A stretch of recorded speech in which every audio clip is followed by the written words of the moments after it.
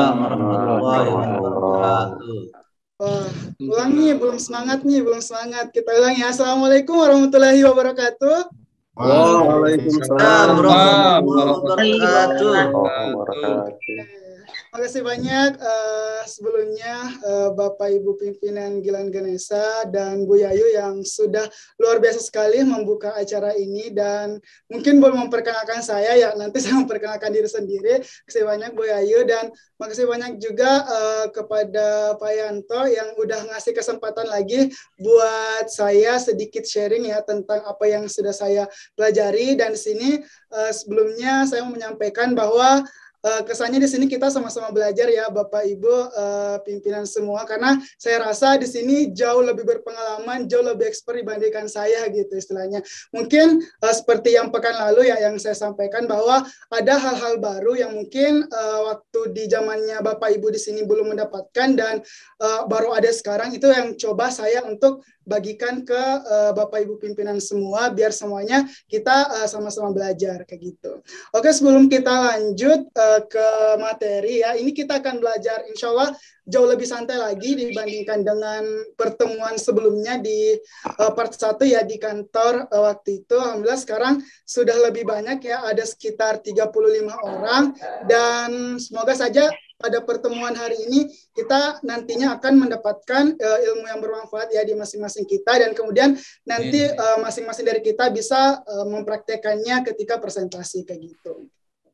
Oke, sebelumnya aku mau ini dulu dong Bapak Ibu pimpinan, mohon maaf boleh ditulis di kolom chat bagaimana kabarnya hari ini. Oke, boleh ditulis ya Bapak Ibu pimpinan, bagaimana nih kabarnya di hari ini, boleh ditulis. Alhamdulillah. Oke, alhamdulillah Pak Yanto sehat. Oke, ini lumayan banyak ya, saya coba sebutin satu-satu. Ada Pak Fauzi, ada Kang Tagi, ada Pak Ruli, ada Ibu Siti Rahayu, ada Pak Arif. Alhamdulillah semuanya pada sehat, luar biasa, baik, sehat dan bahagia. Alhamdulillah. Oke, itu artinya karena kondisi kita semua dalam keadaan sehat walafiat, baik dan bahagia, otomatis pada kesempatan kali ini tentunya kita akan lebih excited lagi gitu ya, lebih excited lagi untuk belajar bersama terkait tentang opening presentation and brand of you. Nah, kira-kira apa aja sih nanti bahasan yang akan kita belajar bareng-bareng ya di siang hari ini. Untuk itu saya izin untuk share screen ya Bapak Ibu pimpinan. Ada motor lewat deh.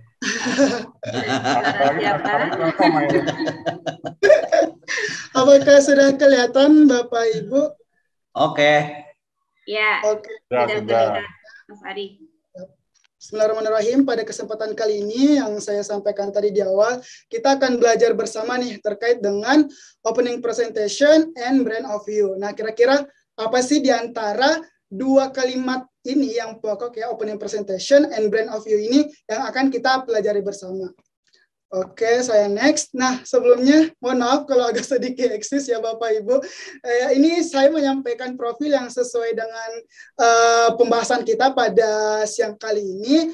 Mungkin di pertemuan sebelumnya ya, pertemuan pertama itu ada sekitar 19 atau 20 orang gitu ya. Di sini ada 35 orang, artinya mungkin ada yang belum kenal. Salam kenal ya Bapak Ibu pimpinan Gilan Ganesa. Perkenalkan, nama lengkap saya Ari Saldi, biasa dipanggil Ari. Halo Pak Ari, ada Pak Ari juga di sini. Sama-sama bernama Ari. Kemudian saya sebagai students at DJRI Broadcasting and Public Speaking School di Kota Bandung. Ini sebuah sekolah non formal Bapak Ibu yang membahas tentang belajar jadi penyiar, belajar jadi MC, belajar jadi moderator, dan yang lain sebagainya. Oke, di sini ada Mas Hilmi yang resen. Silakan Mas Hilmi. Ali, maaf enggak, ini paling masalah teknis saja. Yang di bagian slide-mu kehalang itu. Tadi lanjut ya, Bapak Ibu pimpinan. Ini saya sebagai students at DJRI Broadcasting and Public Speaking School di Kota Bandung, sekolah non formal. Saya sekitar 3 bulan belajar intensif terkait dengan public speaking, mulai dari belajar jadi penyiar radio, belajar jadi MC, belajar jadi moderator, bagaimana cara presentasi, dan hal sebagainya yang berkaitan dengan public speaking. Kemudian untuk sekarang, saya sebagai amil muda di Rumah Mal Salman, Lembaga Zakat Kota Bandung, dan saya bersama tim sedang membangun platform belajar luar kelas yang namanya @klik.kelas. Sebenarnya agak-agak mirip sih sama KPT ya, sama Edunitas, tapi kita tuh lebih mainnya ke bukan pelajaran secara khusus untuk di perkuliahan, tapi belajar soft skill sama hard skill kayak gitu. Kemudian membahas juga tentang kesehatan mental health. Oke. Mungkin sekilas ya untuk perkenalannya Bapak Ibu, kita bisa langsung masuk ke materi kita pada siang hari ini. Oke. Yang pertama, kita akan coba nih gali tentang opening presentation. Jadi nanti kurang lebih sekitar 30 sampai 45 menit kita akan belajar secara teori ya Bapak Ibu terkait hal-hal yang dua tadi, opening presentation dan brand of view. Oke, yang pertama terkait dengan opening presentation. Nah, yang harus kita pahami pertama dulu bahwa ketika kita membuka sebuah presentasi ataupun sebuah acara apapun itu acaranya, sangat penting untuk kita memberikan first impression yang baik. Karena ketika kita sudah bisa nih ngambil di awal ya istilahnya ngambil hati audiens kita, itu akan menimbulkan sebuah hal positif gitu untuk ke depan presentasi kita. Jadi di sini saya coba akan bagikan apa-apa saja sih sebenarnya poin-poin penting dalam opening presentation. Oke, yang pertama pasti kita akan mengucapkan salam gitu ya. Seperti tadi yang juga dicontohkan sama Bu Yayu mengucapkan salam. Nah, ini harus kita tahu dulu sebenarnya audiens kita itu siapa dan bagaimana. Mengucapkan salamnya juga kepada audiens yang disesuaikan dengan kebiasaan masing-masing. Nah, nanti ini akan ada beberapa faktornya. Contoh, yang pertama mungkin kalau misalnya nih audiens kita ternyata mayoritasnya non-muslim. Ya nggak mungkin ya Bapak Ibu kita membukanya dengan ucapan salam kayak gitu. Nah, kita menyesuaikan lagi, yang pertama boleh dengan selamat pagi, siang, malam. Nah, kalau mungkin audiensnya anak-anak muda yang notabene kayak sekarang itu kan banyak banget ya yang ngomong kayak halo guys, halo teman-teman dan semuanya. Nah, itu merujuk lagi ke audiens kita. Terus yang ketiga, assalamualaikum warahmatullahi wabarakatuh. Itu tergantung lagi kalau audiens kita apakah muslim atau enggak kayak gitu. Nah, di sini saya kasih beberapa notes, ada notes yang paling bawah di situ saya bilang bahwa pada saat salam jangan lupa untuk antusias dan tunggu respon audiens. Nah, ini yang paling penting kan kadang ya ketika kita mengucapkan salam kita langsung masuk gitu.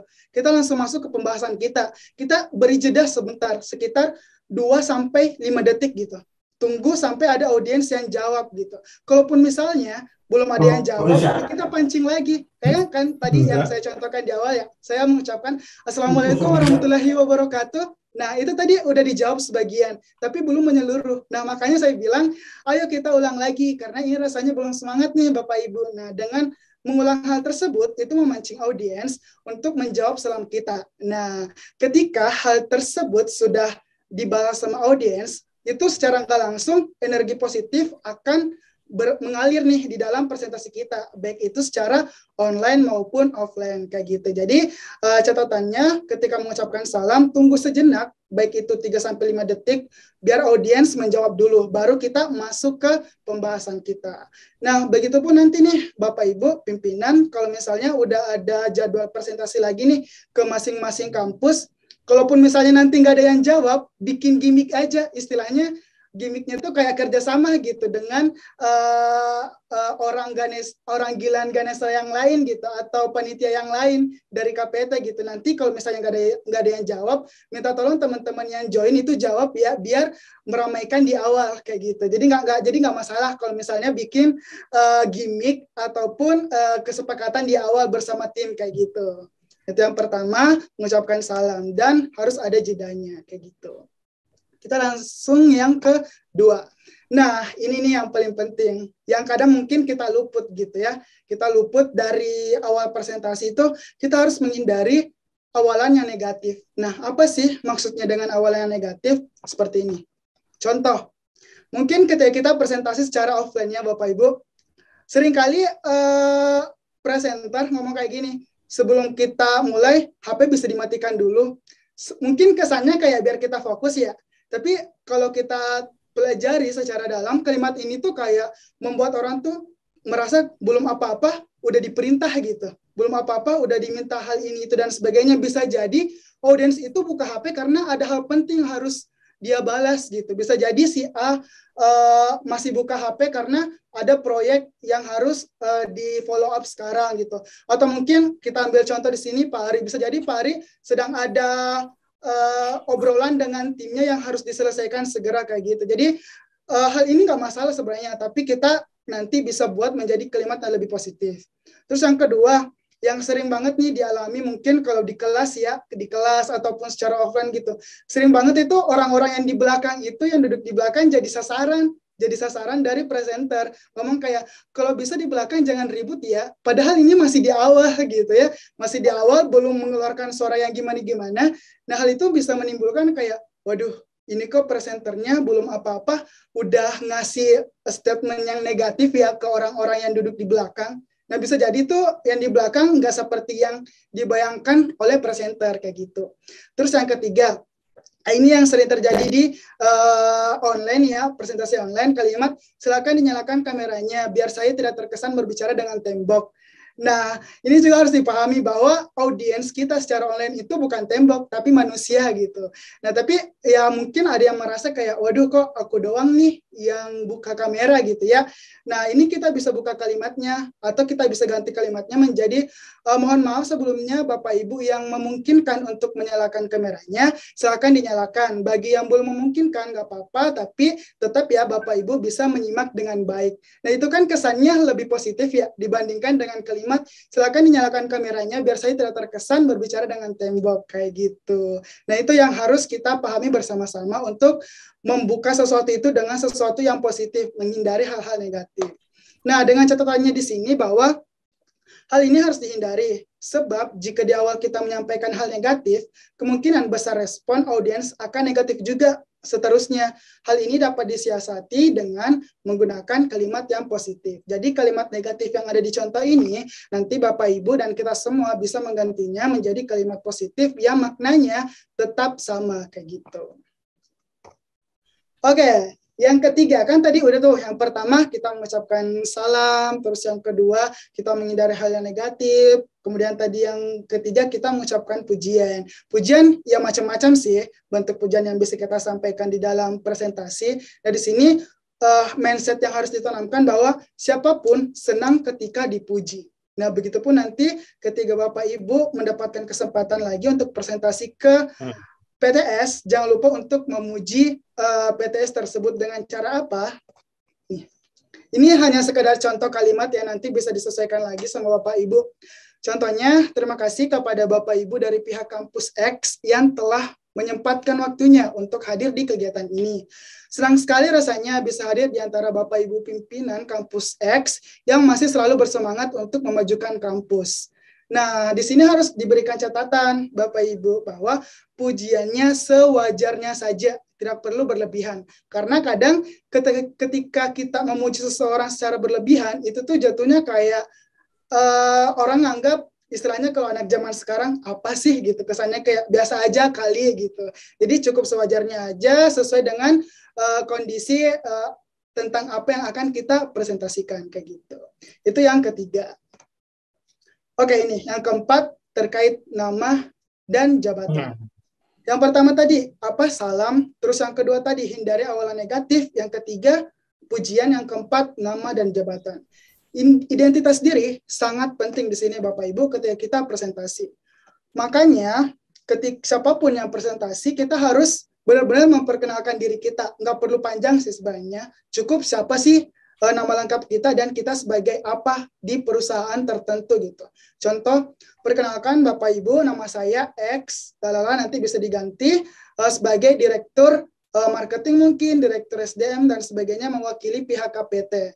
Nah, kenapa ini penting untuk disampaikan? Biar audiens kita tahu ini siapa sih yang sebenarnya berbicara. Kalau sekedar nama tapi tidak menyebutkan jabatan, itu akan mengurangi trust dari audiens gitu. Karena ketika semakin istilahnya mungkin kayak gini ya, semakin tinggi jabatan yang orang berbicara, mungkin orang yang mendengarkan itu akan semakin percaya, oh iya benar, beliau adalah direktur, oh beliau adalah manajer, oh beliau adalah X dan sebagainya, yang itu tuh menimbulkan trust ke audiens karena apa yang disampaikan itu otomatis akan lebih valid gitu dibandingkan mungkin istilahnya kayak yang karyawan biasa gitu. Mungkin feel-nya akan terasa berbeda kayak gitu. Nah, kemudian di sini ada contohnya lagi, ada catatan ya.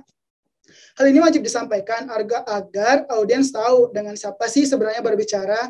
Status juga penting untuk menanamkan rasa kepercayaan ke audiens. Nah, yang terakhir, tujuan dan manfaat. Selama presentasi, hal penting apa sih yang sebenarnya ingin disampaikan? Ini terkadang luput ya, Bapak Ibu, dan bahkan saya sendiri pun terkadang luput ketika presentasi. Saya sering kali lupa sebenarnya di awal itu saya harus menyampaikan poin apa sih yang ingin saya sampaikan di dalam presentasi ini. Nah, contoh. Yang pertama itu kita harus menyampaikan hal-hal penting, goals dalam presentasi, disertai dengan durasi waktu. Ini nanti ada alasannya kenapa sih harus disampaikan gitu, termasuk durasi waktunya. Misal, 1 jam ke depan bersama-sama kita akan mengetahui strategi KPT dalam menyukseskan PTS-PTS di Indonesia untuk mendapatkan mahasiswa. Nah, di sini kan udah mulai nih kebayang audiens kita nih.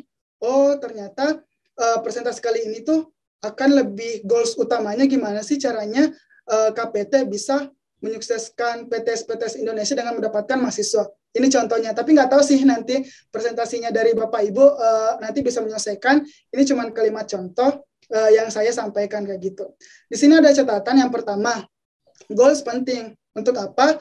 Agar audiens memiliki gambaran tentang hal apa sih yang sebenarnya yang ingin mereka dapatkan selama 1 jam Bapak Ibu presentasi gitu. Terus yang kedua, durasi waktu itu menunjukkan bahwa berapa lama audiens harus bisa mendengarkan sefokus mungkin gitu. Jadi yang tadi harus benar-benar kita sampaikan juga berapa lama presentasi kita, kemudian poin apa saja yang bisa ataupun yang ingin kita sampaikan. Oke, sebelum kita lanjut, boleh ya Bapak Ibu ditulis di kolom chat apakah sejauh ini masih bisa kita bareng-bareng paham dengan apa yang saya sampaikan atau terlalu cepat, boleh dikomen di kolom chat. Silakan Bapak Ibu. Kalau misalnya merasa terlalu cepat, saya bisa mengurangi speed bicara saya kayak gitu.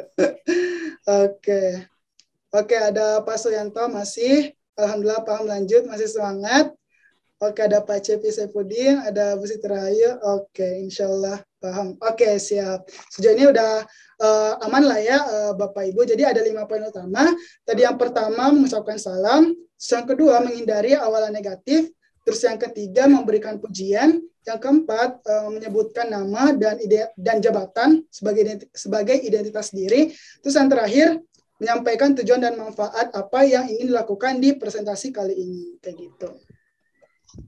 Oke, kita coba lanjut di bagian kedua, bagian brand of you. Nah, ini yang penting banget nih, karena Bapak Ibu pimpinan semua merupakan perwakilan dari Gilan Ganesha, itu artinya Bapak adalah wujud dari brand, wujud dari merek, wujud dari jasa gitu. Jadi setiap Bapak Ibu yang ada di sini adalah wujud dari KPT, wujud dari Gilan Ganesha ketika melakukan presentasi. Jadi penting banget untuk kita tahu brand of you. Sebenarnya kita tuh pengen ngebawa Gilan Ganesha dan KPT itu modelnya kayak gimana. Nah, ini harus kita pahami.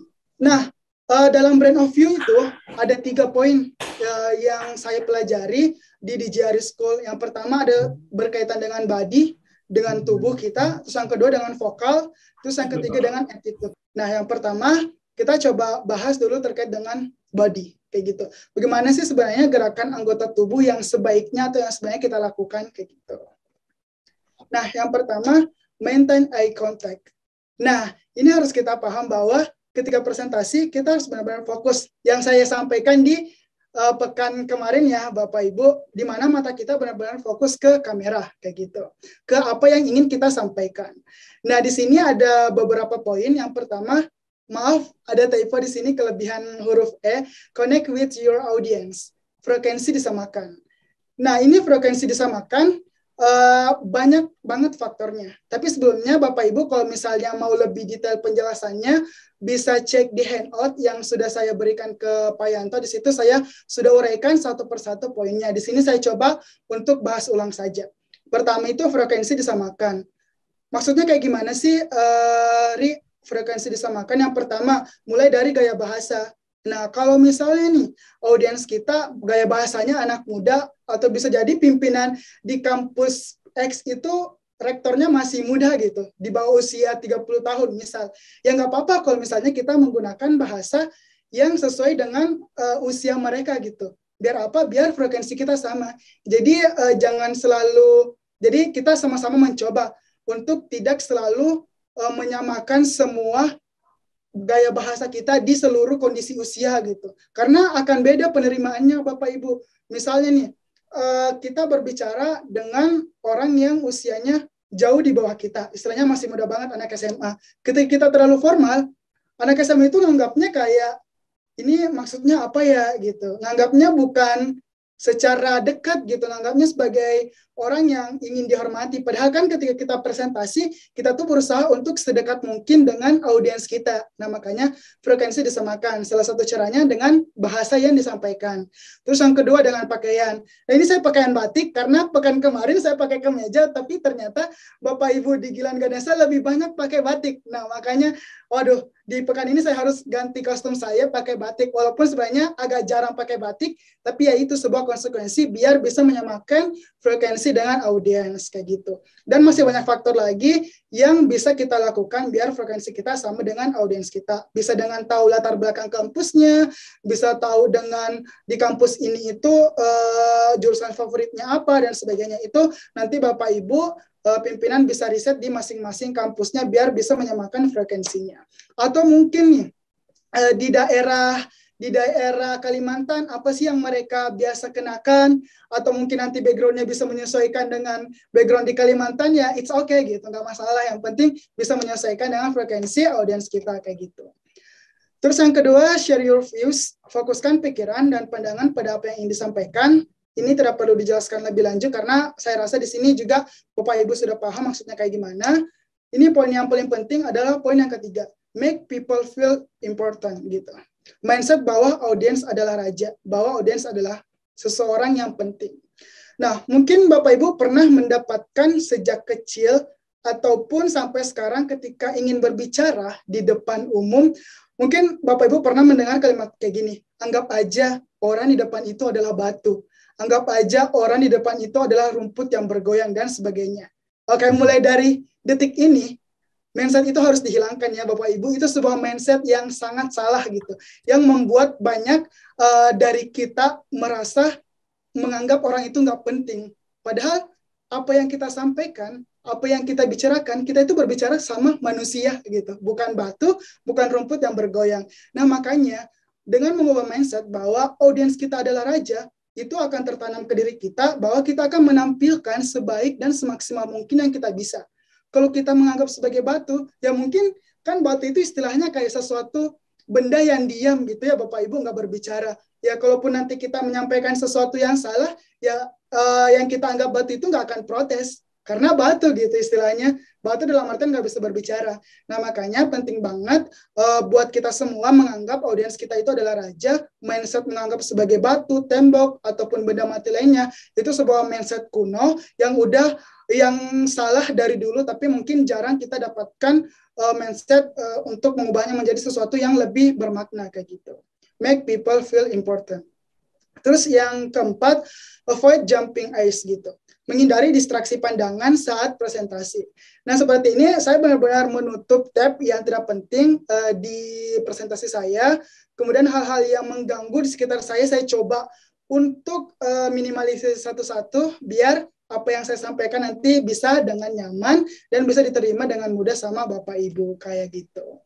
Terus yang terakhir, slowly move to other side gitu. Mengurangi gerakan-gerakan yang bisa mengganggu fokus audiens. Misal mungkin tiba-tiba presentasi tapi Bapak Ibunya menguap gitu ya, mungkin bisa jadi. Atau mungkin tiba-tiba ada yang nggak sengaja ngantuk, kucek-kucek mata sambil presentasi. Nah, itu benar-benar harus dihilangkan selama presentasi, apalagi online ya. Kalau offline nanti bisa juga dengan perpindahan posisinya dari sebelah kiri ke sebelah kanan nggak terlalu cepat dan sebagainya kayak gitu. Ini sebenarnya hal-hal yang kecil tapi sangat penting. Untuk detailnya nanti Bapak Ibu bisa baca di handout yang sudah saya buatkan kayak gitu. Oke, kita lanjut. Yang pertama, yang kedua, open body gesture gitu. Nah, kita membuka badan kita itu dalam artian sikap terbuka Bapak Ibu. Nah, saya coba berikan contoh mumpun lagi presentasi online nih. Nah, ini badan saya benar-benar saya coba untuk tegap. Kemudian antara kepala saya dan badan bagian tengah saya itu masih kelihatan, dan saya nggak kayak gini, nggak menutup diri kayak gini, nggak memasukkan tangan ke dalam saku celana, nggak menunduk dan sebagainya. Saya berusaha untuk open body gesture biar apa? Biar audiens kita itu tertarik dengan apa yang kita sampaikan gitu. Kalau misalnya nanti kita menyampaikan dengan terlalu dekat ke kamera kayak gini, itu kan mengganggu ya. Nah, harus dilihat lagi nih jaraknya, jangan terlalu dekat tapi jangan terlalu jauh juga. Itu paling penting, open body gesture gitu. Terus yang ketiga, using hand gesture. Feel free and reflection what you thought. Nah, ini juga yang paling penting Bapak Ibu. Jadi, kita punya tangan nih ya, kita punya tangan. Ini tergantung kepribadian masing-masing ya Bapak Ibu. Tapi di sini ketika saya di kelas saya diajarkan bahwa kita harus memanfaatkan tangan kita untuk presentasi gitu. Dalam artian mungkin karena dari kecil ketika saya berbicara di depan umum, saya selalu menggunakan tangan saya sebagai bentuk komunikasi.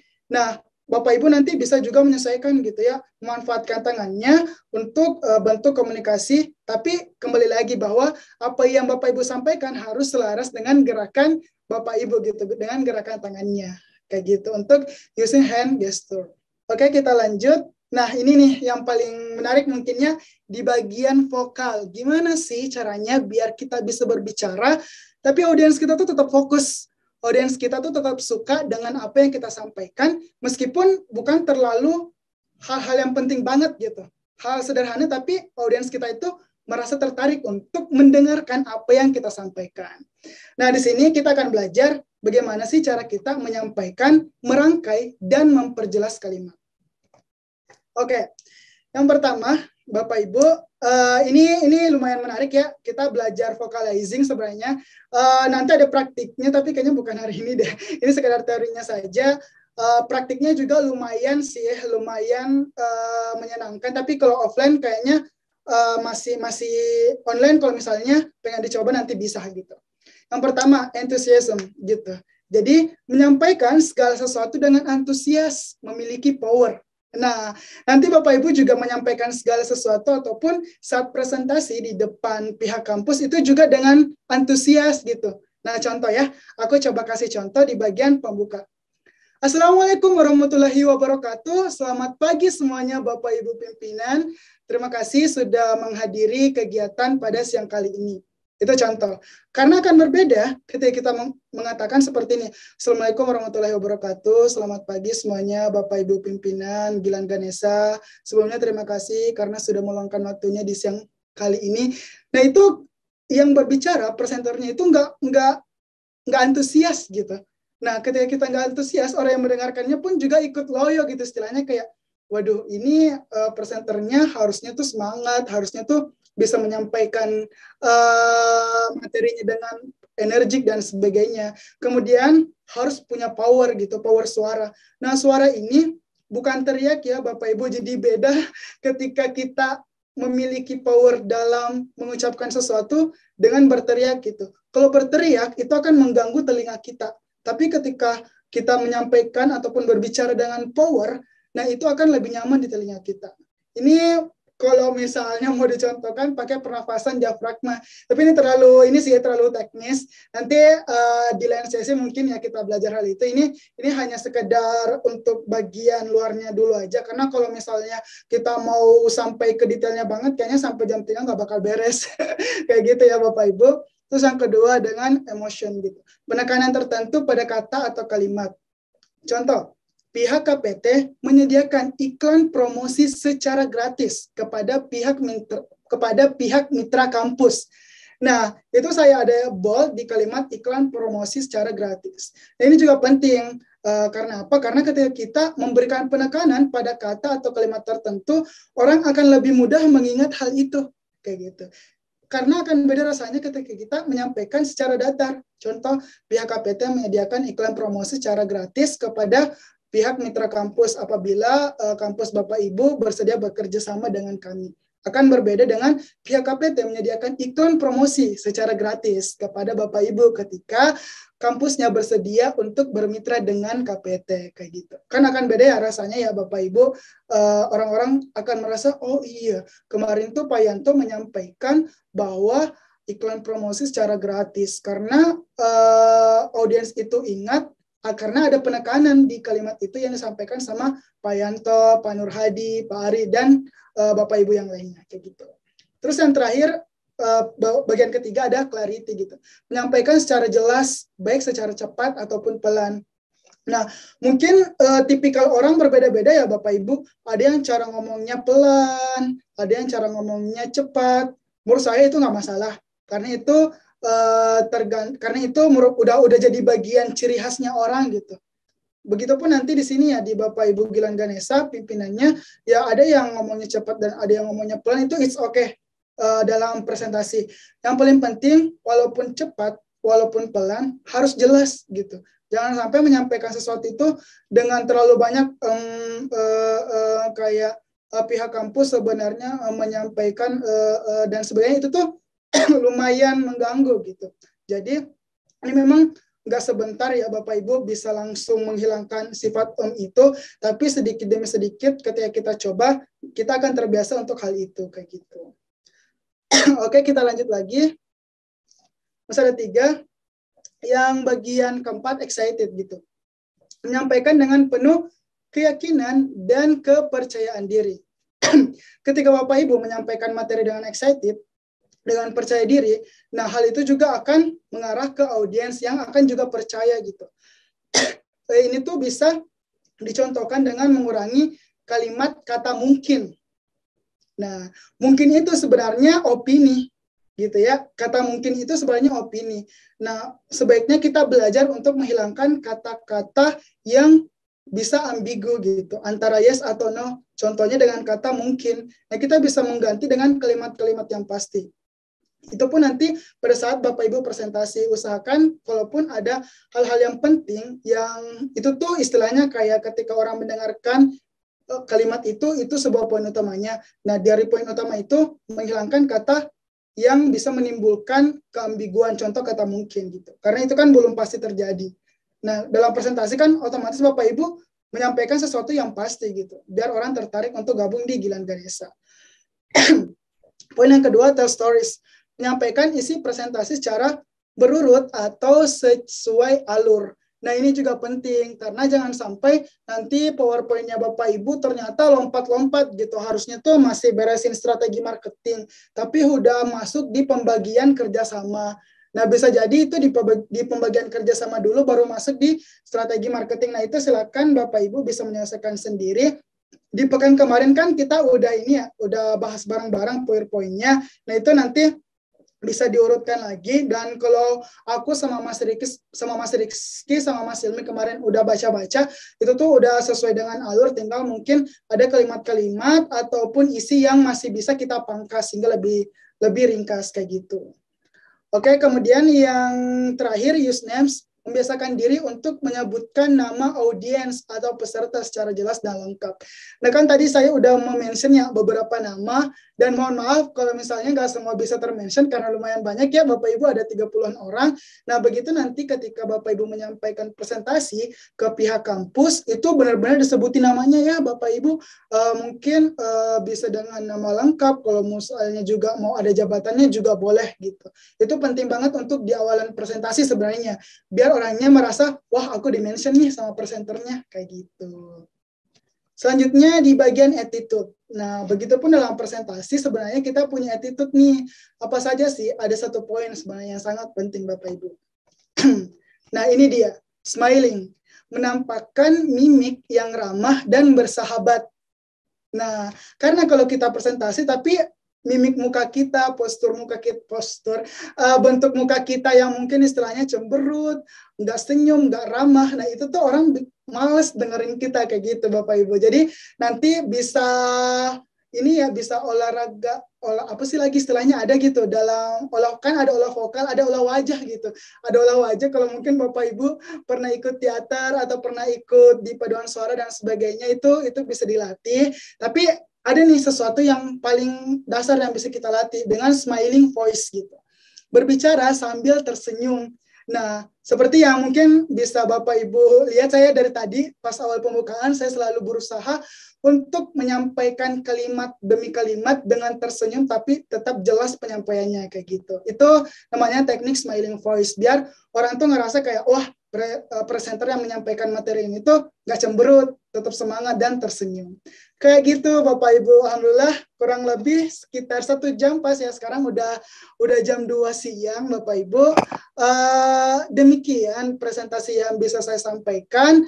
Apabila Bapak Ibu ada yang mau ditanyakan atau bisa kita berdiskusi bareng, silakan ya. Makasih. Assalamualaikum warahmatullahi wabarakatuh. Waalaikumsalam warahmatullahi wabarakatuh. Baik, terima kasih banyak Mas Ari Saldi. Sebetulnya masih banyak loh ya. Masih banyak ilmu barunya. Terima kasih banyak. Baik, teman-teman semuanya, sekarang kita buka sesi tanya jawab atau diskusi ya, Pak Ari ya. Pak Ari, bisa. Pak Ari Kalau ditanya sebenarnya aku nggak bisa menjawab mungkin ya, karena Bapak Ibu di sini tuh udah senior. Saya juga baru belajar dan sebagainya. Ya, baik. Maka kalau dari Mas Ari, Mas Ari ya Pak, biar nggak salah dengan Pak Ari. Mas Ari sampaikan ya. Boleh. Tadi memang kalau saya secara pribadi memang banyak sekali yang bisa kita ambil gitu ya. Kalau selama ini kan mungkin kami belajarnya lewat YouTube ya, atau saya pribadi lewat YouTube gitu kan. Nah sekarang bisa langsung dengan Mas Ari gitu ya. Kayak yang tadi yang saya garis bawahi misalnya kayak attitude ya, yang barusan misalnya menjaga senyum ya, itu juga ternyata penting ya. Kemudian yang tadi di branding ya, itu yang branding yang mungkin saya pribadi masih kurang ya, branding kita sendiri ya, ataupun branding di perusahaan gitu ya. Baik, Bapak Ibu, ada yang ingin didiskusikan? Silahkan. Kalau tidak ada, berarti saya boleh bertanya ya? Mungkin Bu. Siapa nih? Adi Bu. Mas Adi? Ya, Ya, oke. Mas Ari, Pak Adi ini manajer wilayah 1 ya. Beliau mewakili daerah Bekasi dan Purwakarta ya, Mas Adi ya? Iya, Bu. Ya, monggo silakan Mas Adi. Terima kasih. Assalamualaikum warahmatullahi wabarakatuh. Waalaikumsalam. Yang saya mau tanyakan itu apa trik ya saat kita mengadakan presentasi atau kita mengadakan sambutan menghilangkan rasa grogi. Karena kadang kalau di depan orang banyak itu kita kadang itu nggak bisa fokus gitu. Itu aja sih, Bu. Terima kasih untuk waktunya. Baik, terima kasih Mas Adi. Sebetulnya saya hari juga grogi, Mas. Soalnya dihadirin siapa gitu ya.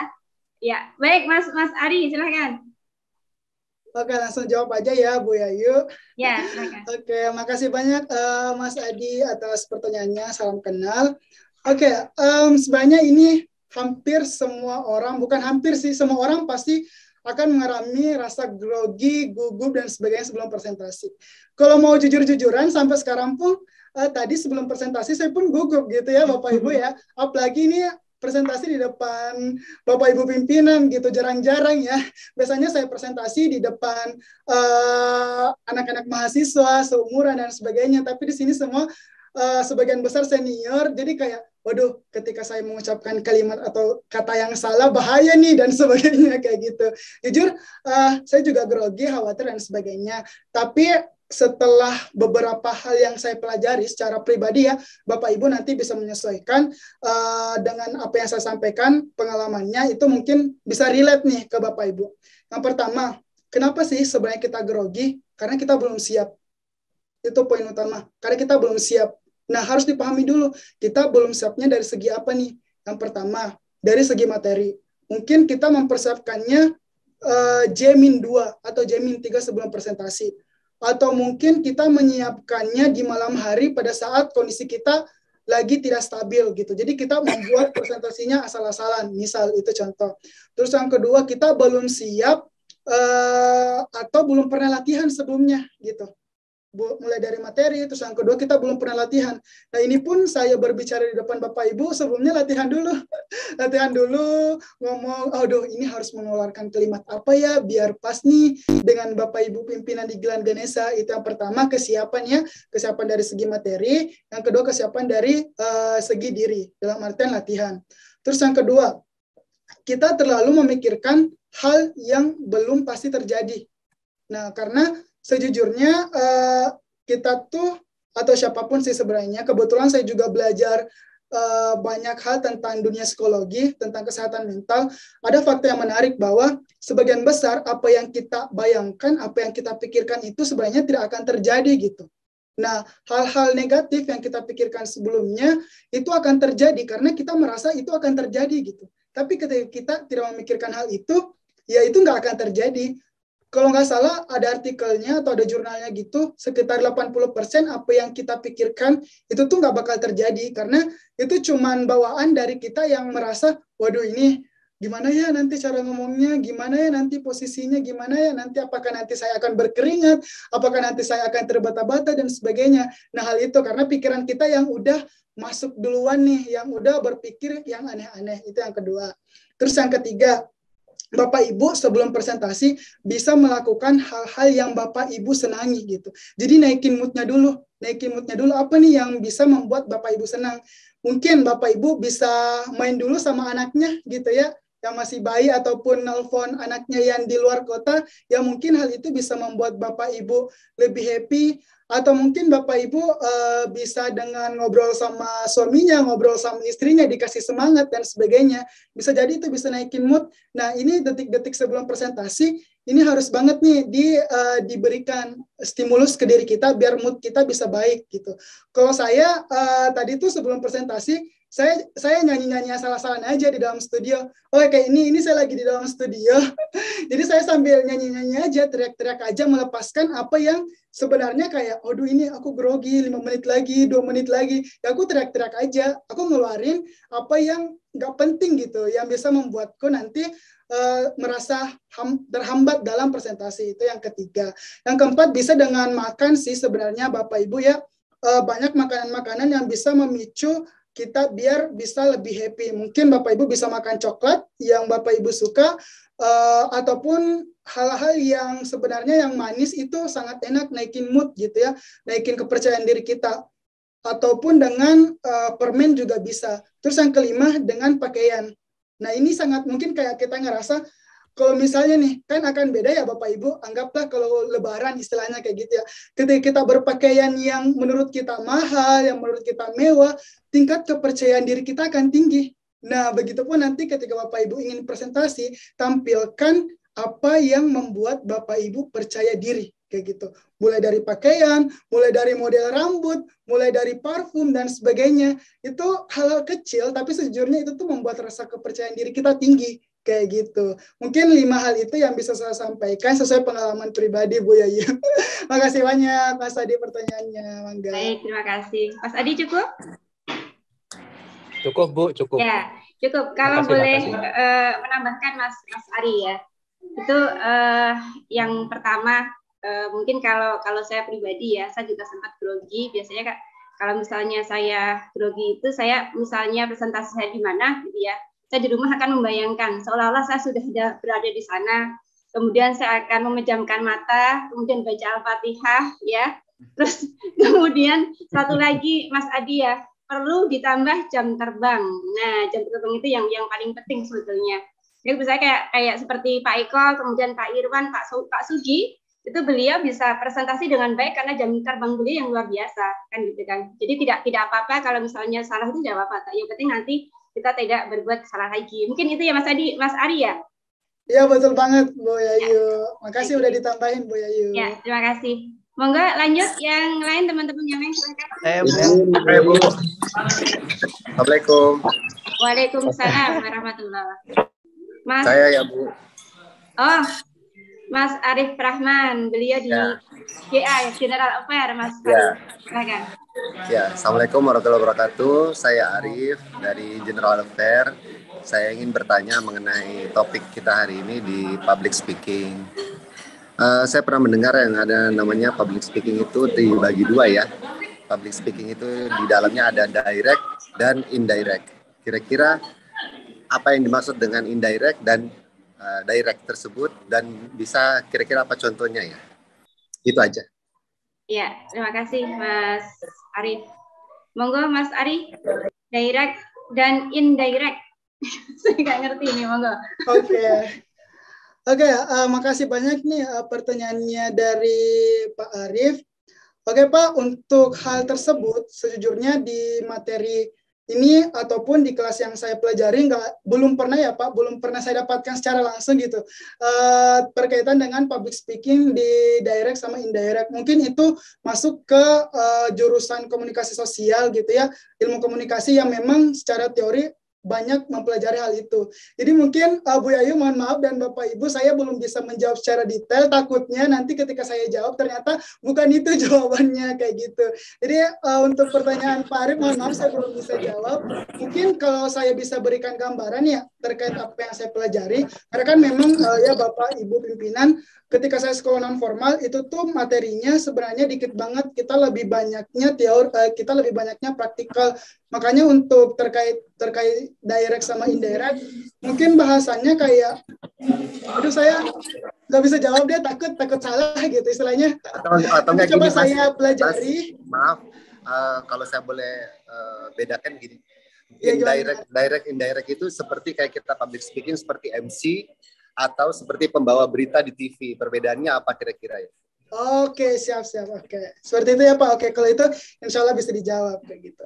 Nah, aku ada kertas nggak ya? Bentar. Misalnya, bentar. Nggak ada kertas di sekitar sini. Jadi, anggaplah ini kertas ya Bapak Ibu. Ini tisu ya, ini tisu. Nah, ini berkaitan dengan MC, moderator, host, dan sebagainya.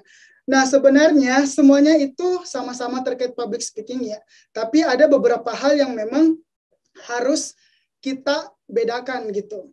Yang pertama terkait MC dan presenter, MC dan presenter untuk komunikasi. Nah kalau MC itu tuh diwajibkan untuk suaranya tinggi gitu, untuk suaranya tinggi. Kemudian dengan suara tinggi itu akan memberikan istilahnya kayak suasana itu lebih cair. Itu yang pertama kalau misalnya dari MC. Tapi kalau dari presenter seperti ini sebenarnya suaranya cukup di middle gitu Bapak Ibu. Jadi middle ke bawah, nggak perlu middle ke high gitu. Jadi middle ke bawah dalam artian sebenarnya presentasi itu kayak ngobrol sebenarnya Bapak Ibu, kayak ngobrol, tapi ada hal penting banget gitu yang harus disampaikan kayak gitu untuk presentasi. Jadi powernya ataupun suara yang disampaikan itu nggak perlu terlalu menggebu-gebu atau terlalu tinggi banget kayak gitu kayak MC. Nah kemudian gimana sih kalau misalnya presenter dan sebagainya. Nah kalau presenter itu benar-benar harus fokus sama apa yang ada di kertas mereka, apa yang ada di tangan mereka kayak gitu. Apa yang ada di tangan mereka. Jadi mereka membacakan benar-benar yang ada di kertas mereka kayak gitu Bapak Ibu.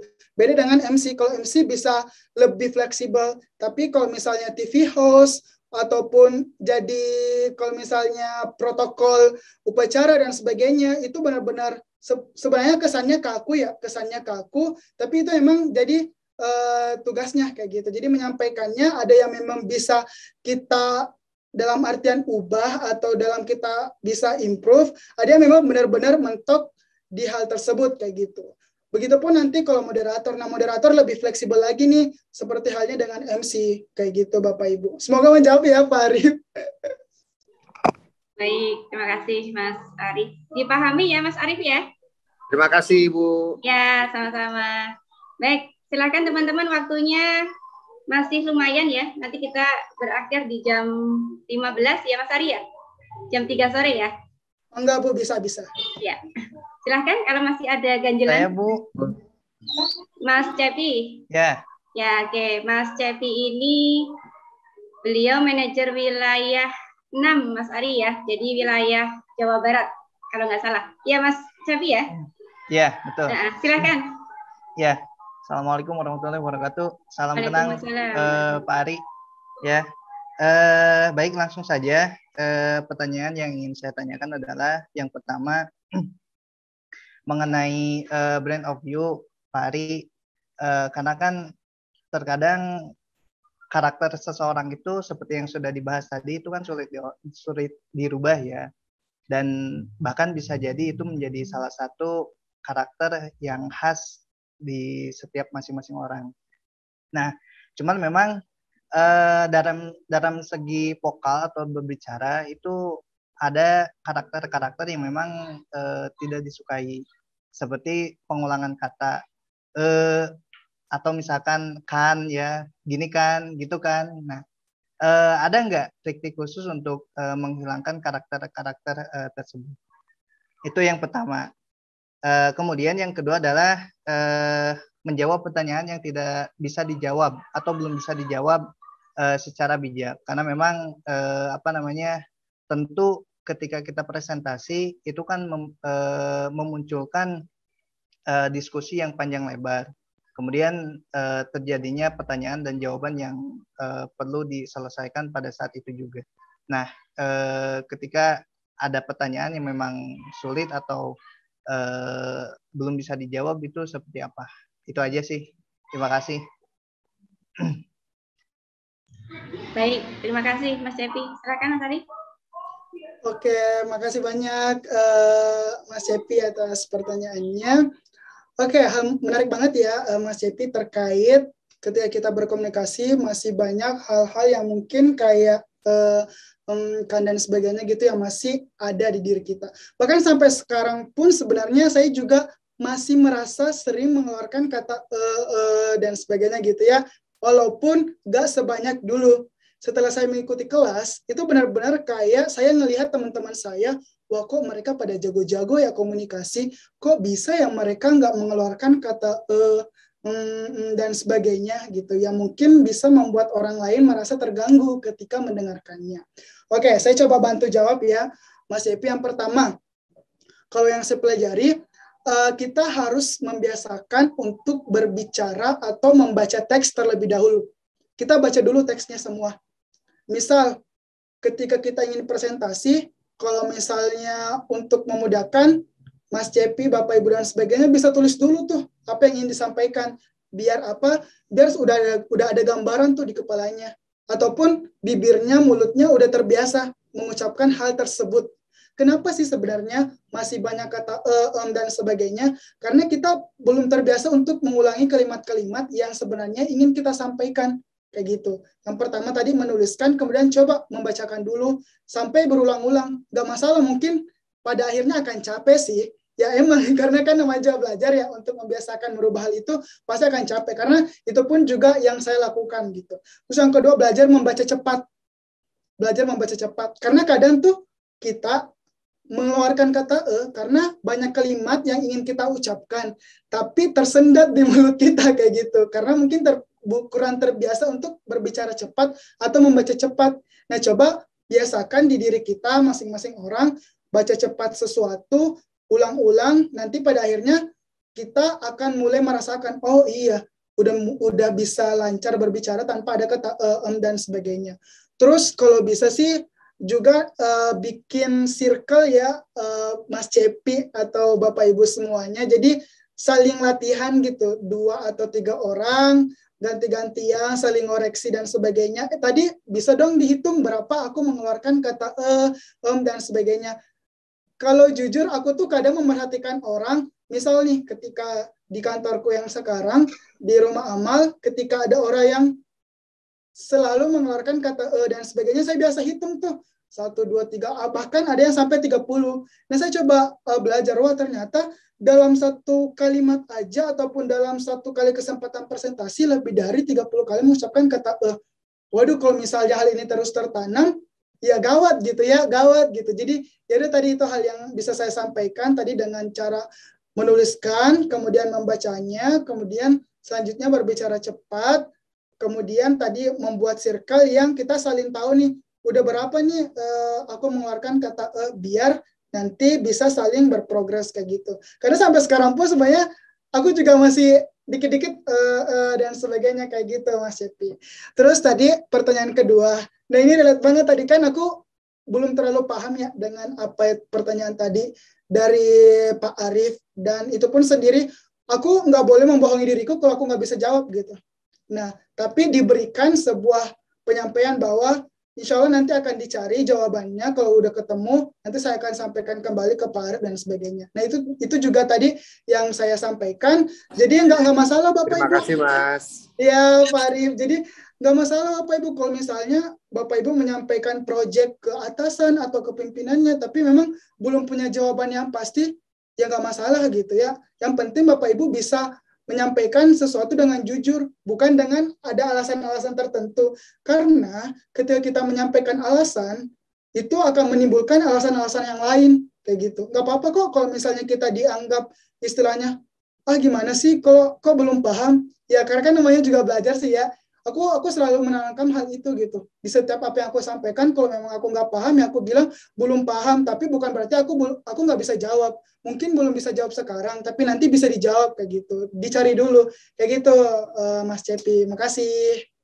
Ya, terima kasih Mas Ari. Mas Cepi cukup ya, dipahami ya? Cukup Pak. Ya, baik. Selanjutnya Bapak Ibu. Boleh Ibu, saya sedikit bertanya. Pak Harto, silahkan Pak Harto. Baik. Terima kasih. Assalamualaikum warahmatullahi wabarakatuh. Waalaikumsalam warahmatullahi wabarakatuh. Perkenalkan, saya Harto dari divisi CS Telemarketing. Saya sedikit ingin menanyakan terkait presentasi ya. Kadang kita saat presentasi itu kan ada beberapa peserta ya, banyak peserta. Terutama ini yang sering saya alami di saat presentasi di sekolah-sekolah ya, biasanya ini sering terjadinya. Ada beberapa peserta itu yang benar-benar fokus. Ada beberapa yang dia itu asik dengan ininya sendiri atau ikutin keadaan mereka sendiri lah. Ibaratnya tidak memperhatikan dan lain sebagainya. Yang ingin saya tanyakan, bagaimana cara untuk menarik mereka semua itu supaya fokus dalam hal apa yang kita sampaikan. Itu aja, terima kasih Mas Ari atas jawabannya. Ya, langsung Mas Ari. Oke. Apa yang akan saya jawab ini belum tentu bisa memberikan solusi, tapi ketika apa yang ingin saya sampaikan nanti ini bisa jadi menjadi gambarannya sebelumnya. Makasih banyak Pak Soeharto atas pertanyaannya. Cukup lumayan menarik dan lumayan susah juga nih untuk dijawab, tapi ini berkaitan dengan juga apa yang pernah saya pelajari ketika di kelas di GRI. Disampaikan kayak gini sebenarnya. Tipikal orang yang mendengarkan kita memang ada yang orangnya fokus, ada yang orangnya nggak fokus. Nah, menjadi PR banget adalah di orang yang nggak fokus ini sebenarnya. Gimana sih caranya biar bisa membuat mereka fokus? Ada dua aspek yang bisa kita lihat. Yang pertama, aspek dari diri kita dulu, gitu. Aspek dari presenter kita dulu. Yang tadi yang sudah saya jelaskan semuanya, apakah kita sudah terlihat bisa membuka hal-hal positif di awal, kita bisa memberikan first impression yang baik ke mereka, dan sebagainya. Karena banyak sebenarnya yang nggak fokus, mungkin karena yang pertama, mereka mengantuk mendengarkan kita, karena kita berbicaranya datar. Terus yang kedua, mungkin kita belum terlalu ramah di mata mereka, dan sebagainya. Nah, itu hal-hal yang mungkin dari diri kita yang bisa kita perbaiki dulu nih. Karena kan kita harus fokus dulu sama apa yang bisa kita kontrol. Nah, mereka bercerita, mereka nggak fokus, dan sebagainya, itu sesuatu yang susah atau yang bukan dalam kontrol kita gitu. Tapi kita fokus dulu nih, apa yang bisa kita kontrol dulu, Bapak Ibu dan semuanya. Bisa dilihat dari diri kita dulu. Nah, kalau misalnya kita melihat ke kacamata yang orang mendengarkan tadi gitu ya, yang nggak fokus. Yang pertama, kita sebenarnya bisa mengambil hati mereka dengan kita tahu sebenarnya anak-anak ini tuh sukanya bahasanya ataupun sukanya cerita tentang apa sih. Nah, ini ada yang namanya teknik bridging. Ada yang namanya teknik bridging. Ini biasanya banyak dipelajari di dunia broadcasting atau penyiar radio. Contohnya kayak gini nih. Misal, saya coba sebutnya di sini ada Bu Yayu, ada Pak Ahmad, ada Pak Cepi. Misal Pak Cepi, Bu Yayu, sama Pak Ahmad lagi ngobrolin nih hal-hal yang mereka suka. Misal apa ya? Misal drama Korea lah, misal drama Korea gitu ya. Kemudian ada Pak Soeharto, Pak Harto pengen banget nih mereka fokus gitu ya. Pengen banget Pak Cepi, Bu Yayu, sama Pak Ahmad itu fokus dengerin Pak Harto gitu, Pak Soeharto. Nah, Pak Soeharto bisa masuk tuh. Kan mereka bahas tentang Korea ya. Mungkin Pak Harto itu taunya kalau di Korea itu ada universitas yang bagus gitu, atau Pak Soeharto tahu ternyata di Korea itu banyak skincare yang bagus. Ini contoh gitu. Nah, Pak Harto coba masuk dengan menggunakan kalimat Pak Cepi, Bu Yayu, sama Pak Ahmad, tahu nggak sih kalau di Korea itu ada skincare ini, misal. Nah, mereka akan, oh Korea ya, skincare apa tuh Pak Soeharto dan sebagainya. Nah, itu udah mulai masuk tuh, karena mereka suka bahasan tentang Korea, walaupun bukan tentang drama Korea. Nah, jadi ketika Pak Soeharto udah dapet nih poin, udah ngambil nih konsentrasi mereka, nah Pak Harto langsung masuk lebih detail lagi. Nah, skincare apa yang mau disampaikan dan sebagainya, tapi bukan dengan kalimat langsung, tapi dengan pertanyaan. Nah, ini juga nanti masuk di teknik coaching sebenarnya. Saya juga masih belajar ini, jadi Bapak Ibu, kalau aku bisa sarankan, boleh banget tuh daftar coaching, ikut kelas coaching, karena ini tuh relate banget dengan yang disampaikan sama Pak Soeharto. Nah, nanti Pak Soeharto bisa menyampaikan lagi nih, bukan kalimat yang langsung, tapi berupa pertanyaan. Kan tadi udah bahas tuh tentang skincare. Kamu tahu nggak sih ternyata harga skincare ini tuh 25.000 misal satu paketnya. Oh iya, kok murah banget sih Pak, itu belinya di mana? Nah, itu akan muncul pertanyaan-pertanyaan lain, dan itu kita udah mulai masuk sama fokus mereka. Nah, jadi kayak gitu. Ada yang namanya teknik bridging. Nanti ketika presentasi, mungkin Pak Soeharto ngelihat ada mahasiswa atau ada siswa yang nggak fokus, cari tahu dulu sih sebelum presentasi. Biasanya kalau di offline itu seorang presenter biasa nanya dulu nih ke panitianya, siapa sih di sini orang yang istilahnya kayak susah banget buat dibilangin. Nah, itu biasa dicatat.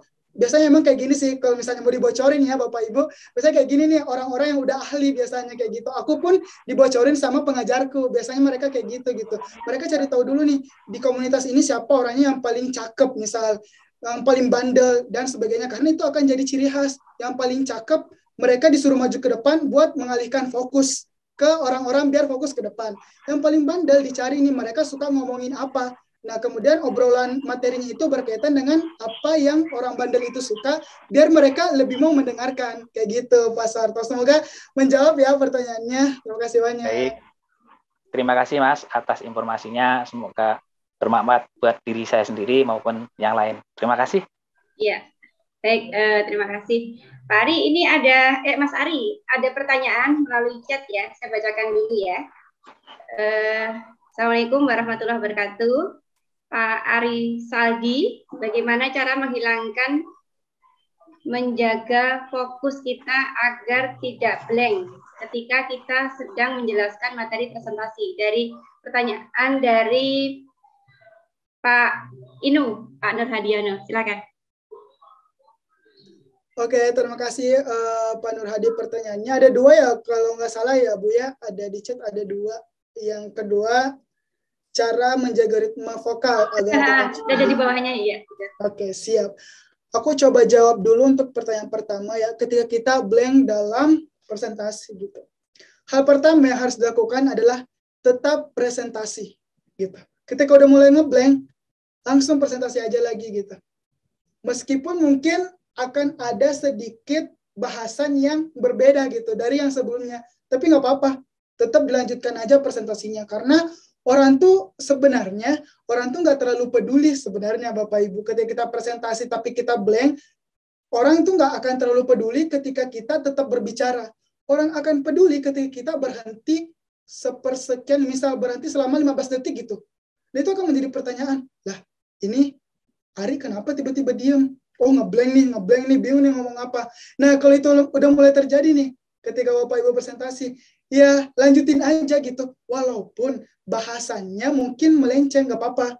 It's okay sebenarnya, karena itu tuh akan mengurangi ketidaktahuan audiens sebenarnya. Karena kalau kita berhenti, audiens bakal tahu, dan jadinya kayak bakal nggak respect gitu, bakal nggak respect ke depannya kayak gitu.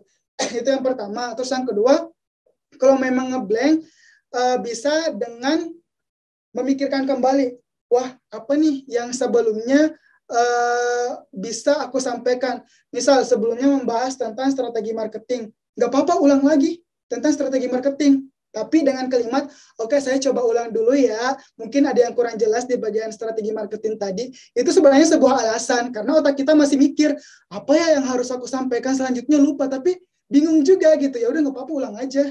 Ulang aja kalimat sebelumnya kayak gitu. Ulang aja kalimat sebelumnya. Atau trik yang selanjutnya, Bapak Ibu bisa melakukan atau mengajukan pertanyaan. Nah, tadi aku udah menyampaikan materi tentang strategi marketing. Sebelumnya Bapak Ibu mungkin ada pertanyaan tentang gimana caranya strategi untuk mendatangkan mahasiswa. Kayak gitu. Jadi kita bisa panci dengan pertanyaan biar kepala kita tetap mikir gitu. Sambil nunggu gitu ya, sambil nunggu siapa nih mau nanya, please nanya dong biar aku bisa mikir juga. Nah, itu sebenarnya. Ini banyak dilakukan sama MC, sama moderator yang aku pelajari di kelas. Atau juga Bapak Ibu tiba-tiba bikin games. Misalnya, wah karena tadi udah ngomong nih selama 15 menit, mungkin lagi capek ya semuanya ya udah yuk kita games dulu. Padahal Bapak itu sebenarnya lagi ngeblank tapi bingung aja gitu. Bingung aja mau ngomong apa. Ya udah sambil mikir ganti dengan games dan sebagainya kayak gitu. Jadi kita harus pintar-pintar nih cari alasan yang kita tuh nggak ketahuan sebenarnya kalau kita ngeblank kayak gitu. Makanya kayak tadi tuh juga aku nanya, Bapak Ibu sejauh ini apakah sudah paham? Boleh ya ditulis di kolom chat. Karena sebenarnya aku juga bentar, ini aku dari tadi ngomong terus deh. Nggak ada komunikasi nih sama audiens. Yaudah stop dulu, jeda dulu sebentar. Kita komunikasi dikit-dikit lah sama audiensnya kayak gimana. Kayak gitu Bapak Ibu. Terus tadi ritme bicara ya. Ritme bicara, gimana sih tadi pertanyaan detailnya itu untuk menjaga ritme vokal kita itu agar tetap stabil. Untuk tetap stabil, ya dengan banyak latihan sih sebenarnya Bapak Ibu. Ini tergantung juga karena kan suara saya tipis ya Bapak Ibu ya, serak-serak. Jadi kalau misalnya aku keterusan ngomong itu biasanya cepat habis suaranya. Ini pun udah mau mulai ini nih, udah mulai habis. Jadi saya izin untuk minum dulu ya Bapak Ibu sebentar.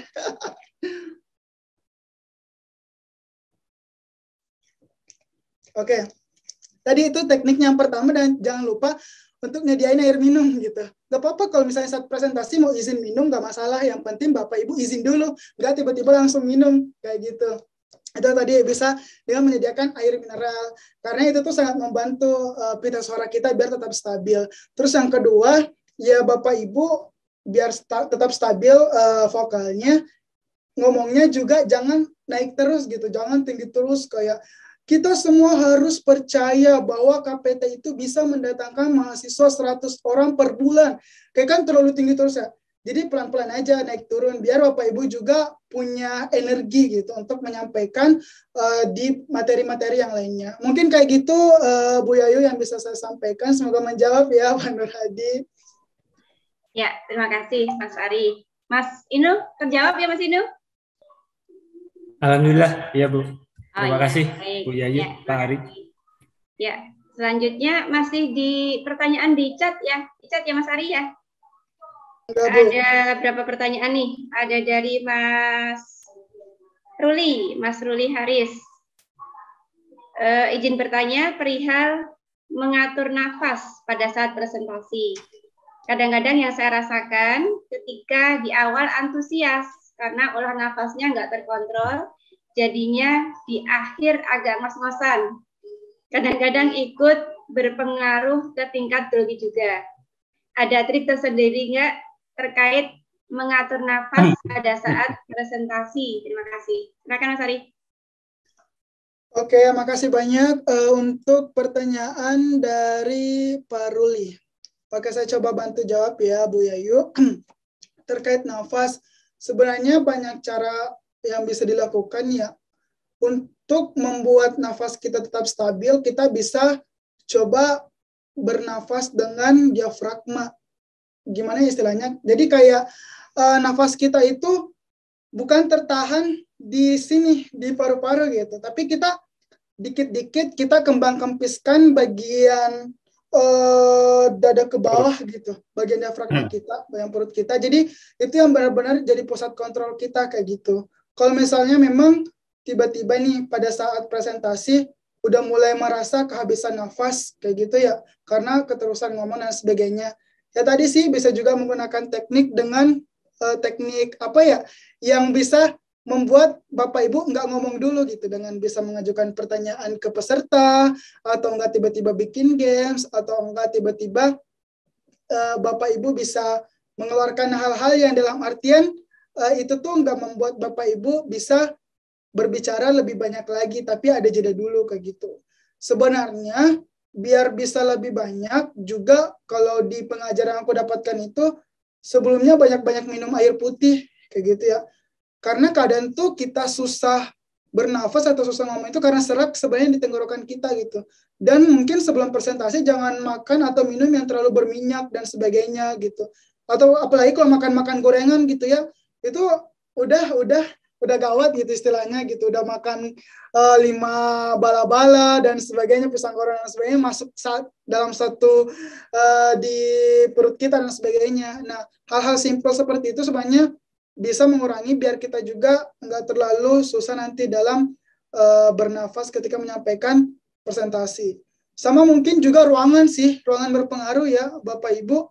Jujur ini aku berada di ruangan yang benar-benar nyaman, karena aku rasa ini bakal lama presentasinya, jadi aku cari tempat yang memang ada udara yang lebih membuat mudah untuk bernafas. Misal aku ada di ruangan ber-AC, kemudian jauh dari jangkauan orang-orang, jadi kayak aku bisa lebih nyaman gitu di studio di ruangan ini. Karena ya dengan sirkulasi udara yang nyaman, itu juga bisa mempengaruhi di pernafasan kita Bapak Ibu. Mungkin karena kita berada di tempat yang senyap, tertutup, dan susah nafas. Sebenarnya nafas kita masih banyak, tapi di lingkungan sekitar kita tuh yang belum mendukung gitu. Nah itu nanti Bapak Ibu bisa buat cari ruangan yang memang memanfaatkan atau memungkinkan untuk bernafas dengan leluasa dan lebih senyaman mungkin kayak gitu. Itu sih mungkin Bu Yayu yang bisa saya jawab. Iya, terima kasih. Mas Ruli? Terima kasih Bu Yayu, Mas ya, Ari. Dicatat ya, perbanyak air putih sama kurangin gorengan. Baik, napasnya gudang garam itu. Baik, ini terima kasih Mas Ari. Nah ini ada pertanyaan lagi dari Mas Hendrik. Nah, saya ingin menanyakan mengenai opening presentasi. Ada bahasa untuk mempersingkat waktu, seperti saya tadi di awal ya. Apakah tepat atau tergesa-gesa? Boleh nggak Mas mengucapkan itu, Mas? Oke. Saya coba untuk memberikan sedikit pandangan berdasarkan apa yang saya pelajari ya Bapak Ibu. Seringkali sebenarnya termasuk saya juga kadang ngomong mempersingkat waktu. Sebenarnya waktu itu nggak bisa dipersingkat. Waktu akan tetap 24 jam, bagaimanapun terjadi kayak gitu. Dan kalimat-kalimat mungkin karena ini ya, sebenarnya kita tuh tahu itu nggak mungkin terjadi, tapi udah jadi kebiasaan. Makanya itu tuh selalu berulang-ulang. Nah coba deh, mungkin setelah presentasi ini, setelah sesi ini, kita udah mulai bareng-bareng nih membuat kalimat-kalimat yang sebenarnya bukan sesuatu yang kayak ngeyel gitu. Mempersingkat waktu itu nggak mungkin. Bisa diganti dengan mengefektifkan waktu atau mengefisienkan waktu. Karena beda ya kesannya. Kemudian juga untuk di akhir sesi gitu. Kadang ada kalimat mungkin sekian dari presentasi saya. Kalau ada mungkin dan sekian, itu kemungkinan sebenarnya antara mau lanjut atau enggak. Jadi cukup tegas saja sekian presentasi saya, terima kasih, assalamualaikum warahmatullahi wabarakatuh. Nah mungkin hal-hal seperti ini sih, aku juga masih menyadari hal itu. Aku selalu belajar, oh iya kenapa ya aku tadi ngomong mungkin sekian dari saya, mungkin sekian, ya itu masih ada berarti, tapi kenapa mau ditutup kayak gitu. Jadi langsung ngomong aja sekian dan terima kasih, assalamualaikum warahmatullahi wabarakatuh. Nah terus kalau misalnya ditanya apakah itu tergesa-gesa atau tidak, sebenarnya kembali lagi sih, kalau misalnya memang masih banyak waktu ataupun dan sebagainya gitu, itu nggak terbilang tergesa-gesa. Mungkin kalimatnya aja, kalimat mempersingkat waktunya diubah menjadi mengefektifkan waktu kayak gitu, Bu Yayu. Dan dari pertanyaan siapa tadi ya? Pertanyaan dari Pak Hendrik. Ya, dari Mas Hendrik. Itu baik. Mungkin, makasih. Iya, cukup Mas Hendrik ya. Nanti kita rubah Mas. Ya, ini pertanyaan lagi di chat Mas Ari. Ini dari Pak Dermawan. Dari pembelajaran tadi, dalam hal presentasi, dalam pemahaman saya terdiri dari kesiapan materi dan kesiapan personalnya. Jika harus memilih dari kedua tadi, mana yang lebih penting? Karena dalam sebuah kesempatan kita akan dihadapkan dalam situasi yang mendadak untuk berbicara atau menjadi speaker. Jika itu terjadi, apa yang harus di-develop dari diri kita? Apakah persiapan pengetahuan, pengalaman, atau keimanan dan ketakwaan? Terima kasih. Kurang takwa kayaknya dia.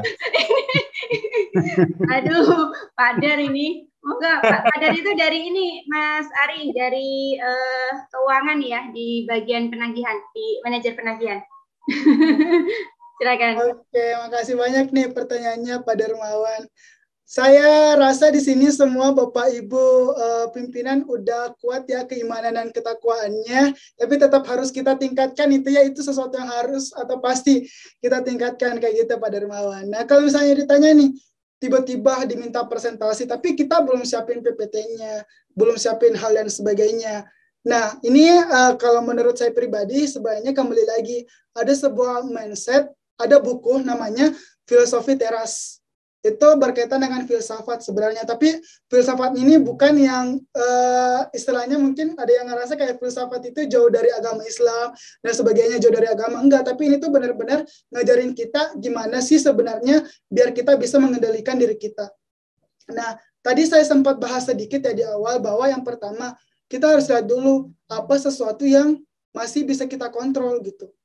Nah, kalau kita belum bikin PPT dan kita diminta untuk tiba-tiba presentasi, itu kan nggak bisa kita kontrol ya, tiba-tiba langsung ada PPT-nya. Yang bisa kita kontrol ada diri kita. Ya udah, jadi langsung fokus aja, saranku untuk Pak Dermawan dan Bapak Ibu lain-lain. Kita langsung fokus aja ke diri kita. Oh, aku diminta presentasi nih sama Pak Yanto misal kayak gitu tiba-tiba.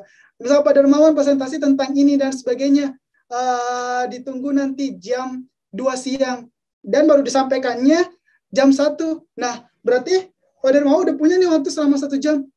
Panik sih, ya pasti panik. Siapa nggak sih yang nggak panik ketika tiba-tiba diminta presentasi?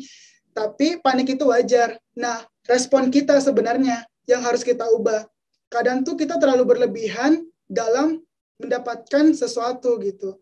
Nah, ketika kita ingin merespon dengan sesuatu yang santai, dengan apa yang kita bisa kendalikan, ya kita akan fine-fine aja, kita akan baik-baik aja. Oh ya Pak, siap, insya Allah nanti jam 2 saya akan presentasi. Karena kita udah sadar bahwa kita nggak bisa menolak, dalam artian karena itu merupakan bagian dari kita dan kita nggak bisa nolak, yaitu sesuatu yang nggak bisa kita kontrol. Jadi cukup kita, oke, aku harus siap dalam waktu sejam, gimana caranya biar aku bisa presentasi dengan baik, walaupun waktunya singkat. Nah itu beda lagi, mungkin kita bisa baca-baca atau pelajari lagi hal-hal yang utama terkait poin apa yang ingin kita presentasikan. Jadi ya tadi sih memang mindset kita dulu yang harus diubah gitu. Aku selalu bilang kayak gini ketika diminta presentasi sama di kantor di rumah amal, aku bilang oke, bisa gitu. Tapi kasih waktu gitu, kasih waktu. Saya coba baca dulu dan sebagainya. Karena juga atasan akan paham gitu ya. Atasan akan paham kalau memang kita belum punya waktu atau belum siap dalam waktu sedetik gitu. Kita ajukan aja waktu, Pak Bu, insya Allah saya bisa, tapi mungkin kasih waktu dulu sekitar 20 menit atau 30 menit, saya siapin hal-hal yang urgent dulu misalnya kayak gitu. Kayak gitu sih. Oh ya, di sini mungkin Bapak Ibu ada yang mau menambahkan dan sebagainya, silakan banget ya, karena kita sama-sama belajar biar perspektifnya bukan dari saya aja kayak gitu. Makasih banyak Pak Dermawan. Terima kasih Mas Ari. Pak Der, ada yang mau disampaikan?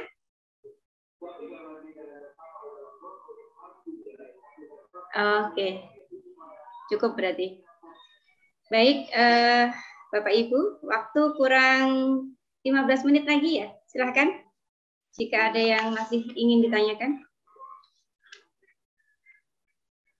Yang lain? Kalau nggak ada, aku yang nanya deh. Waduh, ya, berat biasanya nih pertanyaan Pak Ari nih. nih. Ini kan Mas Ari ditanya oleh Pak Ari kan gitu. Silakan. Gini, makasih Mas Ari. Assalamualaikum warahmatullahi wabarakatuh. Tadi kan dikatakan bahwa di awal perlu disampaikan goals dari presentasi yang ingin kita sampaikan gitu ya. Intinya kan supaya audiens tahu apa sih yang bakal kita sampaikan gitu ya, supaya mereka tuh interest lah kan gitu ya. Nah sekarang itu kan di awal, sekarang itu di akhir sesi, apakah kita juga perlu menyampaikan resume atau notulen dari presentasi yang kita lakukan? Ya itu aja Pak, Mas Hari. Terima kasih. Assalamualaikum warahmatullahi wabarakatuh. Waalaikumsalam. Monggo Mas Ari. Oke, makasih banyak Pak Ari. Serasa kayak ngomong sama diri sendiri ya Bu Yayu. Oke, makasih banyak Pak Ari atas pertanyaannya. Untuk poin terakhir, apakah perlu juga disampaikan kesimpulan dan sebagainya? Di handout yang saya berikan ke Pak Yanto, nanti bisa Pak Yanto share ke Bapak Ibu semua. Di situ ada saya tambahkan di luar dari materi ini sebenarnya. Di luar dari opening presentation dan brand of view, ada karakteristik presentasi yang baik. Itu saya sadur dari artikel internasional yang diajarin sama di JRI Boarding School kayak gitu. Nah itu tuh memang penting Pak Ari, jadi penting untuk menyampaikan apa sih kesimpulannya. Nah kesimpulannya itu biar kan tadi di awal kita udah menyampaikan sebenarnya kita tuh pengen bahas apa sih poin intinya, dan ketika kita ulang di kesimpulan itu tuh mengingatkan kembali ternyata dari awal tuh di isi materi ini tuh sebenarnya seperti ini gitu. Jadi memang penting untuk menyampaikan juga resume terkait materi apa yang kita sampaikan. Tapi kembali lagi resumenya nggak perlu panjang-panjang. Tadi sih saya mencontohkan beberapa bagian ya, khususnya di bagian yang opening presentation. Saya ulang sampai 3 kali kalau nggak salah. Tapi itu saya enggak menuliskan gitu. Saya mengulang gimana sih urutannya. Tadi kan dimulai dari salam, kemudian dimulai dari pujian, nama dan gelar dan sebagainya. Itu saya ulang beberapa kali. Biar apa? Biar lebih tertanam aja ke audiens. Nah, begitupun nanti mungkin di masing-masing materinya, kayak materi itu tuh penting banget gitu. Misal apa sih manfaat yang didapatkan sama pihak kampus ketika gabung dengan sebagai mitra KPT. Itu kan ada ya yang waktu itu kita bahas gitu kan. Karena aku juga udah sambil belajar itu lumayan banyak. Nah, disebutin lagi aja, tapi nggak perlu didetailkan kayak gitu. Biar orang-orang lebih tertanam aja di kepalanya. Kayak gitu, Pak Ari. Semoga menjawab. Siap. Makasih. Baik, terima kasih Pak Ari, Mas Ari. Baik, monggo teman-teman. Pak Yanto udah ngatain Pak Yanto nih. Bu, ya. Oh, kan? Siapa Pak Yanto? Enggak, saya tuh minta waktu aja sedikit, mumpung lagi tatap muka sama rekan-rekan semua. Ya, monggo Pak. Ya, mohon izin Pak Ari Saldi yang sudah memberikan banyak keilmuan ya. Di momen ini saya ingin mengambil kesempatan lah gitu. Artinya begini, kita belakangan ini berusaha untuk meningkatkan ya skill karyawan kita. Karena kita itu basicnya adalah marketing, maka public speaking adalah sesuatu yang sangat penting buat kita. Nah, ini kami mohon kepada seluruh karyawan Gilan Group ya, khususnya yang berkaitan langsung dengan komunikasi langsung dengan PTS, dengan mahasiswa. Mohon kiranya ya, kan keilmuan sudah banyak ini ya, sudah banyak yang diterima. Kemudian yang terpenting adalah sebanyak-banyak ilmu kalau kita tidak praktekkan ya inilah percuma, kira-kira seperti itu. Sedikit tapi kita praktekkan itu lebih bermanfaat, apalagi banyak terus dipraktekkan. Nah, ini tentunya akan membawa hasil yang lebih baik, kira-kira seperti itu. Dan di saat ini kita momen adalah yang terpenting buat kita satu ya kan, pada seluruh Bapak direksi, manajer semuanya, mohon kiranya skill kita itu selalu kita tingkatkan. Sehari, besok, lusa itu sedikit ya. Tuh. Tentunya ini akan kita asah terus-menerus sehingga pada suatu saat kita akan memiliki kemampuan atau skill yang tentunya ini akan sangat bermanfaat untuk Bapak Ibu sekalian gitu ya. Nah, di momen sekarang itu adalah satu cara mengclosingkan, kira-kira seperti itu. Mungkin ke depan dari Pak Ari Saldi bisa dipersiapkan teknik mengclosingkan mahasiswa baru, kira-kira begitu. Public speaking kan salah satunya. Mungkin nanti ada keilmuan yang lain, kira-kira seperti itu. Terus yang kedua, saat ini kita sedang pengembangan ya. Pengembangan kerjasama dengan perguruan tinggi di seluruh Indonesia. Nah, ini tentunya kita kemarin sudah mengirimkan 15.000 lebih buku tentang strategi marketing, ya, tentang kunci sukses untuk meningkatkan jumlah mahasiswa. Nah, ini kemudian ada 2.700 perguruan tinggi yang kita kirimkan. Nah, ini kan sudah sampai insya Allah, walaupun ada beberapa yang kembali, namun yang terbesarnya adalah sudah diterima oleh pihak perguruan tinggi. Nah, ini mohon dukungan dari rekan-rekan semua untuk terus optimis ya, untuk terus melakukan progres, follow up ya. Dalam hal ini follow up ini ya, untuk ajakan bekerja sama kepada perguruan tinggi.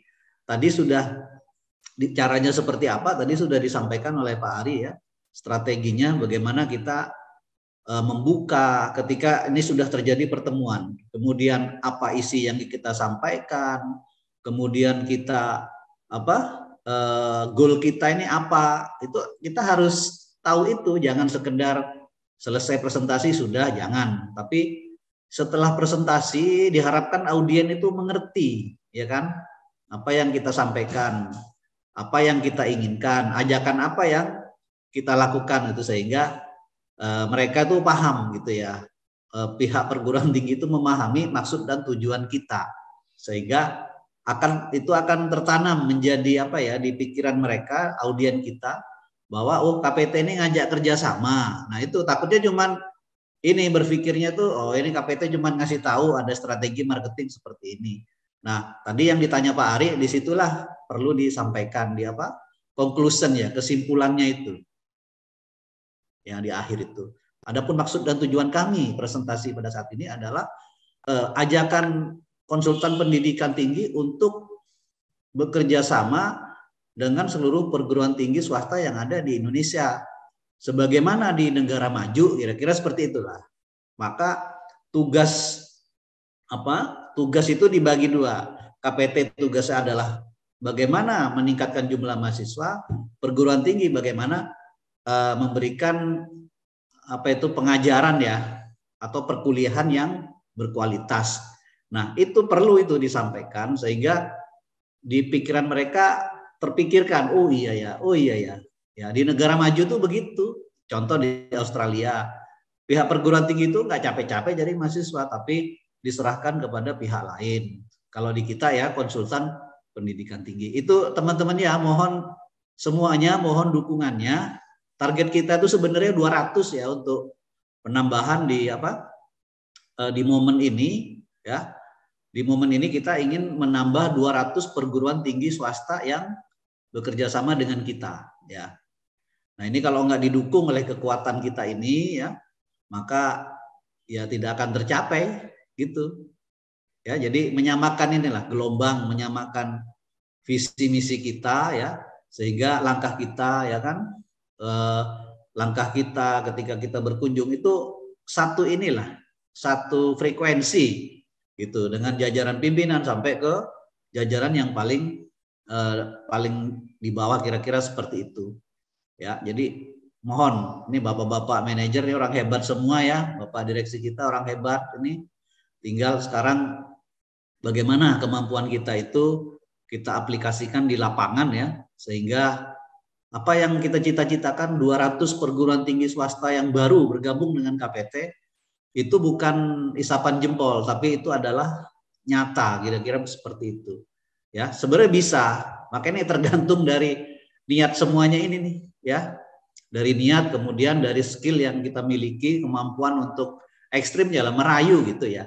Merayu PTS, yuk Pak, kita kerjasama gitu. Ayo Pak, kita kerjasama biar Bapak lebih fokus ke urusan pendidikan. Urusan mahasiswa serahkan pada kami ahlinya. Bahasa-bahasa begitu nggak usah malu, tapi itu untuk menarik mereka, meyakinkan begitu. Itu. Kami sangat berharap itu semua kepada rekan-rekan ini, khususnya yang di tim lapangan ya, di tim lapangan ya, dan yang di belakang, yang di supporting juga tidak boleh kalah. Terus kita berlomba meningkatkan perusahaan kita ya. Ini harus optimis ya, harus optimis, pasti bisa. Makanya tadi yang disampaikan, apa yang kita pikirkan selama itu baik, insya Allah bisa terwujud itu ya. Jangan ya berpikirnya jangan berpikir diri sendiri, berpikir kita untuk manfaat untuk orang lain.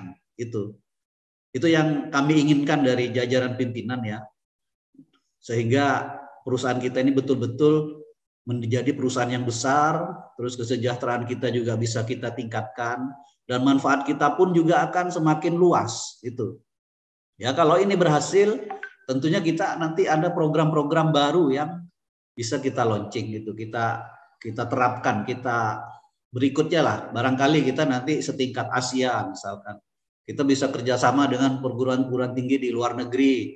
Itu pikirannya seperti itu ya, di Amerika, di Prancis, semuanya, Australia, tuh di situ ya, kita mengantarkan ya, di posisi kita mengantarkan kepada generasi berikutnya. Itu sih pikiran saya gitu ya, yang mencari momen juga biar ketemu sama Bapak Ibu pimpinan semua ya, sesuai dengan fungsinya masing-masing.